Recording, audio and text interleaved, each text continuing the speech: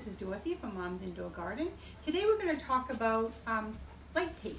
I love this LED light tape. At first I was a little intimidated by using it because you have to solder the ends, but it's really easy, and in this video I'll show you how to use it. But this stuff is great because it's inexpensive and you can make it work on any shelf. On this shelf right here I have some full spectrum white light, and I also have some of the colored lights here in the back that you can probably see if I pull it out. So I also have some of the red-blue spectrum just to give my plants balance. This stuff is great, easy to use. Let me show you how.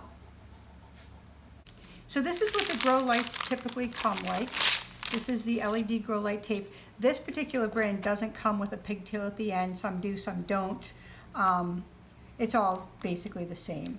So you want to get your lights, and then you do need to have pigtails. So I have these pigtails that I bought, and basically this is a barrel, and it plugs into any standard barrel outlet, and you have your two wires here. The LED lights that I use are 2 lead grow lights, and there is waterproofing. So that's this rubber on top of it, if you can see the rubber.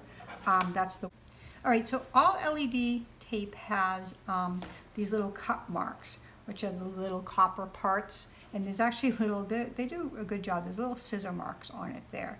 So what you want to do is you want to figure out how long you want your light to be.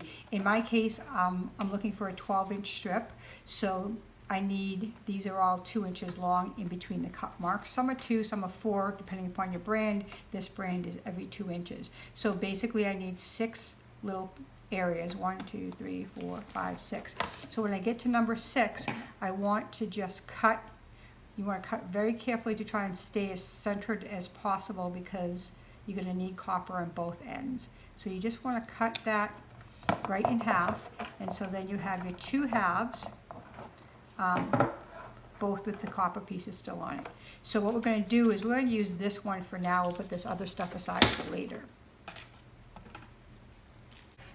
Okay, so now that I have my length, the next part is you need to cut this little rubber off of it.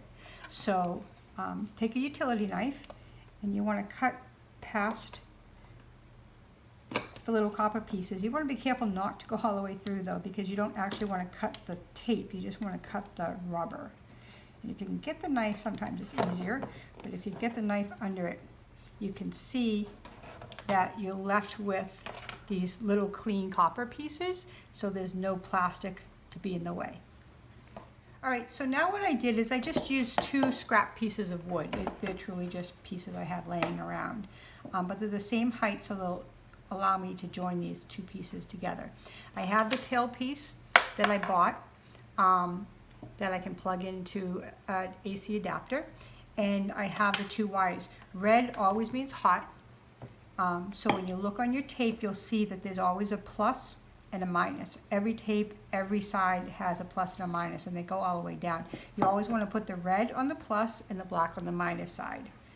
So now I have a really inexpensive soldering iron. This thing's basically beat to heck, but I really like it, and just some solder. I think I picked this whole thing up for like $12, and I've been using it for a couple of years now. So what you want to do is you want to put a little solder on each one of your leads. So you want to just melt a little solder, put a little dot on the copper, put a little dot on the copper on this side, and that way it's easier to adhere the wires, and it's not going to melt the tape, because the tape is really thin and you don't want it to be exposed to heat for too long. And you do the same thing on the wire, just give it a little pre-solder. Sometimes they come out nicer than others. And then put your plus on your red and your black on your negative, and you just basically bring them together. And for all those of you out there that are good at soldering, you're probably thinking this is a mess, and I would even say this one's a mess, but it doesn't really matter as long as it's connected, which they are. They connect really nicely. You're going to take I like to use white, but it doesn't really matter. You're going to take electrical tape and just put that connection tightened up with electrical tape, just so it doesn't break apart. So you take your electrical tape and you just wrap it around a couple of times. Again, if you're a professional, you're probably looking at this and saying not the prettiest thing in the world, but honestly, quick, easy, and effective. Then I have my plug. Okay, so I just have a standard adapter here. Plug it in, and it works great. So a couple things to remember. One thing very important, make sure all your plus signs are with red wire, all your negative signs are with black wire. It doesn't matter how many of these you put together, always do the same thing and then you'll never have a problem. The other thing is make sure your adapter is the right size. Those AC/DC adapters come in different volts and different sizes, and these lights can get really hot and the AC adapters can get hot and cause a fire. So you always want to get an AC adapter that's going to work with the lights and the size and the amount of lights that you're running. And it'll all say that on the packaging, should say what it needs for an adapter. It certainly will say that when you buy it.